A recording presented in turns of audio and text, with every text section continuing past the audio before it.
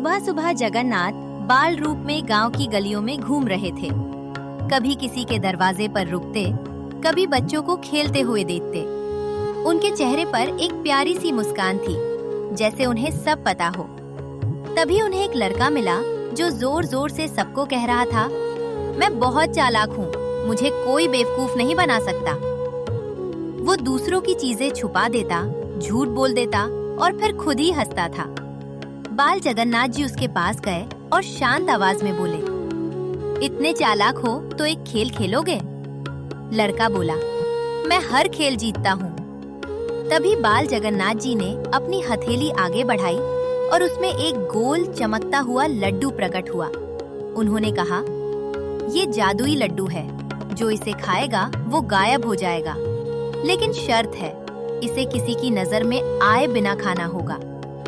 लड़का खुश हो गया। उसने सोचा, अब तो मजा आ जाएगा। वो तुरंत भागा। पहले पेड़ के पीछे छुपा, लेकिन उसे लगा कोई देख रहा है। फिर वो घर की छत पर गया। वहाँ भी उसे लगा जैसे आसपास की खिड़कियों से कोई देख रहा हो। फिर वो खेतों में गया। वहाँ हवा चल रही थी, पत्ते हिल रहे थे। उसे लगा जैसे हर चीज उसे देख रही हो।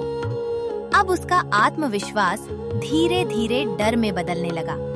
वो बार बार जगह बदलता, कभी दीवार के पीछे, कभी कुएं के पास, कभी गली के कोने में, लेकिन हर बार उसे लगता कोई ना कोई उसे देख रहा है। यहाँ तक कि जब वो बिल्कुल अकेला होता, तब भी उसका दिल कहता, कोई है। उसकी सांसें तेज हो गईं, माथे पर पसीना आ गया। आखिर वो थक कर जमीन पर बैठ गया और जोर से बोला, ऐसी जगह ही नहीं है जहाँ कोई मुझे देख न रहा हो। तभी अचानक उसके सामने वही छोटा बच्चा प्रकट हुआ, बाल जगन्नाथ जी। उन्होंने हल्की मुस्कान के साथ पूछा, क्या हुआ? तुम तो बहुत चालाक थे। लड़का चुप हो गया। उसकी आंखें नीचे झुक गईं। बाल जगन्नाथ जी बोले, तुमसे कोई और नहीं, तुम खुद ही तुम्हें देख रहे हो। इंसान दुनिया से छुप सकता है, लेकिन अपने आप से कभी नहीं। लड़के को अपनी सारी गलतियां याद आने लगी, कैसे वो झूठ बोलता था, दूसरों को परेशान करता था। उसकी आंखों में आंसू आ गए। उसने लड्डू वापस कर दिया और कहा, मुझे माफ कर दो, अब मैं कभी गलत काम नहीं करूंगा।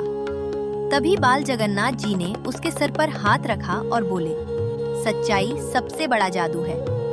अगले ही पल वो धीरे धीरे चमकती रोशनी में बदल गए और गायब हो गए। लड़का कुछ देर वहीं खड़ा रहा, लेकिन इस बार वो डर नहीं रहा था। उसके अंदर एक अजीब सी शांति थी। उस दिन के बाद गांव में सबने देखा, वही लड़का अब सबसे मदद करने लगा, सच बोलने लगा, और जब भी वो लड्डू की बात सोचता, उसे महसूस होता कोई अब भी उसे देख रहा है। बाल जगन्नाथ जी के लिए सब्सक्राइब, लाइक और कमेंट तो बनता है।